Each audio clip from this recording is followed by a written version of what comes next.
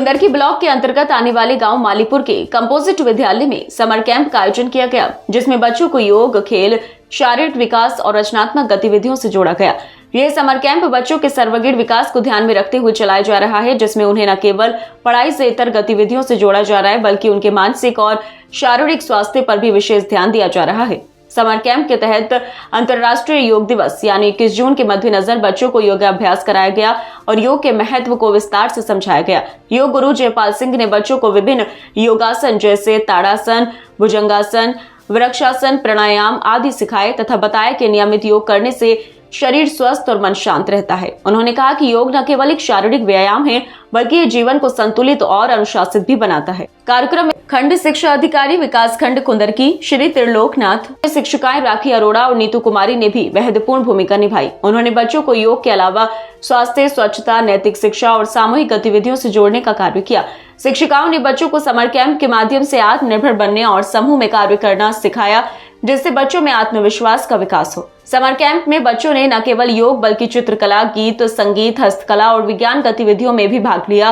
विद्यालय के प्रधानाध्यापक ने बताया कि इस प्रकार के कैंप बच्चों के मानसिक और शारीरिक विकास के लिए अत्यंत आवश्यक है और इससे बच्चों की छुट्टियां भी रचनात्मक तरीके से व्यतीत होती हैं। कुल मिलाकर मालीपुर के कंपोजिट विद्यालय में चल रहा यह समर कैंप बच्चों के लिए ज्ञानवर्धक और आनंददायक अनुभव बनता जा रहा है।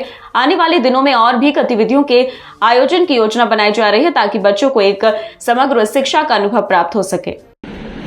मेरे द्वारा आज कंपोजिट विद्यालय मालीपुर विकासखंड कुंदरकी जिला मुरादाबाद में अंतर्राष्ट्रीय योग दिवस पर होने वाले आसनों को प्रोटोकॉल के तहत योगाभ्यास कराया गया। सर्वप्रथम प्रार्थना संगच्छध्वम संबद्धम संभो मनांसी जानताम देवा भागम यथा पूर्वे सज्जननाथ उपास्ते कराई गई। उसके बाद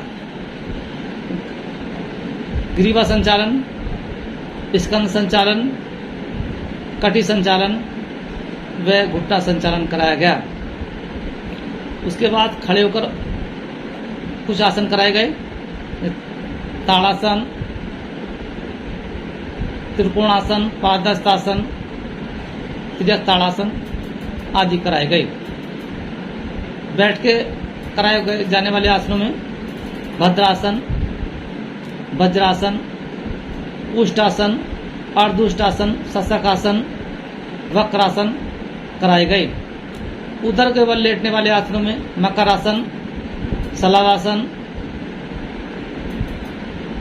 भुजंगासन कराए गए। पीठ के बल लेटने वाले आसनों में उत्तान पादासन, सेतुबंधासन कराए गए। उसके बाद कपालभाति, अनुलोम विलोम प्राणायाम, शीतली प्राणायाम, भ्रामरी प्राणायाम व शवासन कराया गया। अंत में शांति पाठ कराया गया। सभी बच्चों को योग के महत्व व लाभ के बारे में विस्तार से बताया गया और बच्चों से यही कहा गया कि भाई योग को जीवन में अपनाएं और स्वस्थ रहें और अपने जीवन को संयम तरीके से जिएं।